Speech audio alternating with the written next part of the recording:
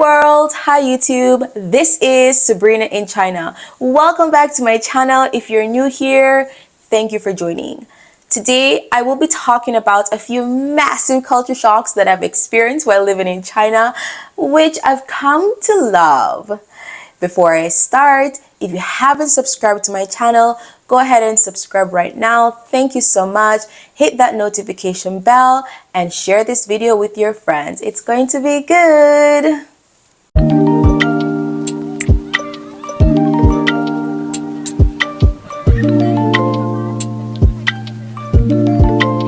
The first massive culture shock I experienced when I just moved to China was the drinking of warm water.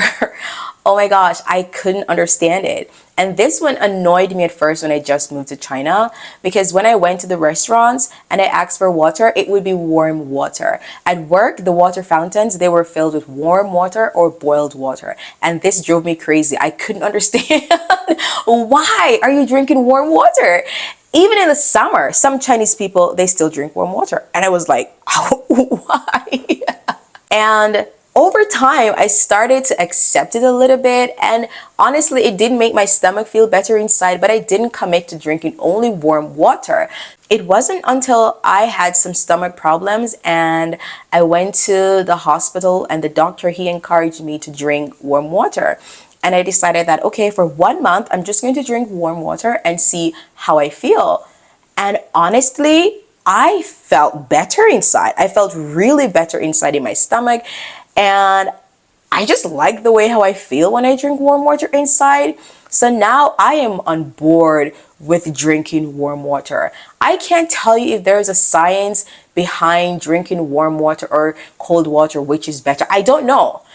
I'm only talking about my experience and how I felt when I, started drinking purely warm water. I just felt better inside and I'm on board with drinking warm water.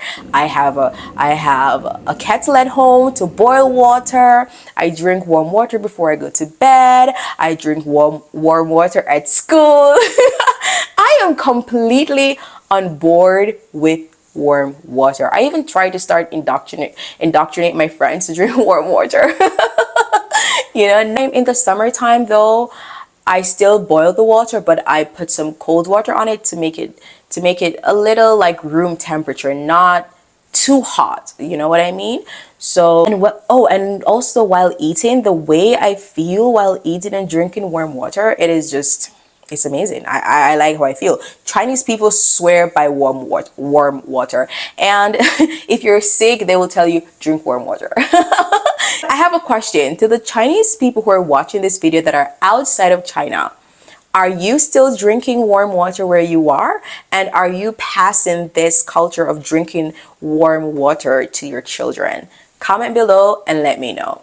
Another massive culture shock that I've experienced since living in China is how fast buildings are constructed. Listen, you can pass a fully constructed building on your way to work, and on your way back from work, that building is demolished, right?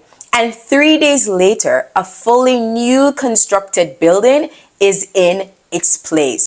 So, I saw a really great Turkish restaurant that I wanted to try, and I took a Didi and I came here and that was the restaurant, guys. I only stayed 1 day in this city, so I didn't see the new building. And that is a culture shock for me, because where I'm from, we take months, if not years, to finish constructing a building, right? So that is a culture shock for me. And in China, in days, a building is finished constructing. That is amazing. And that is why the infrastructure in China is so amazing, is so impeccable, because they are efficient in constructing new buildings. Absolutely amazing, right? Here is a tweet from Morton. He's also a YouTuber here in China. He was quoting a video that spoke to how the Chinese are able to develop and construct a building in no time. Specifically, the Sanyang Bridge in Beijing that was constructed in 3 days. And I reinforce this point by saying, this is true. In my short time of 4 years in China, I've seen buildings and places transformed overnight, literally. You walk past the building today and the next morning it's gone. A few days later, a fully new and improved constructed building is in its place. China is amazing. And here is a photo of the Sanyang Bridge. So, if you ever wonder why China is developing so fast, if you ever wonder why China is such a beautiful place, why the infrastructure in China is so new and fresh, they don't waste time in terms of constructing buildings, in terms of taking down an old building and putting up something new. China, you are amazing. The final culture shock I want to share with you today is the dress code, the way in which as a teacher I was able to go to dress for work. When I just moved to China, I brought very formal clothes because where I'm from as a teacher, you must wear formal clothes all the time, go to work, unless we have some like jeans day or some sports activity or some special activity. We're able to like dress down, or sometimes on Fridays, teachers are allowed to dress down, wear jeans and stuff like that. But generally, you're dressed very formally for work as a teacher. Here in China, I was allowed to wear shorts to work. Oh my God. Can you believe that? I was like, wow. And that was so cool. Look at this teacher. He's like in a shorts at work. And that is so, so cool, you know? I like that actually, and that was a culture shock for me because that's not allowed. Where I'm from, you have to dress formally as a teacher. I'm aware of some schools that require teachers to dress formally, but the schools that I've worked at so far, they do not have a strict dress code, not at all. And that was a culture shock for me. They do not have a dress code to say you should wear formal clothes, you should dress like this. No.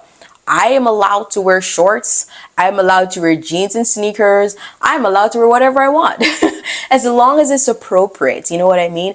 And I love that. Sometimes I do dress up for work, but there are days when I appreciate the fact that it's okay to wear a t-shirt and jeans and sneakers to work, especially when it's hot. Who wants to wear stocking and long skirt and heels to work all the time when it's hot? Not me.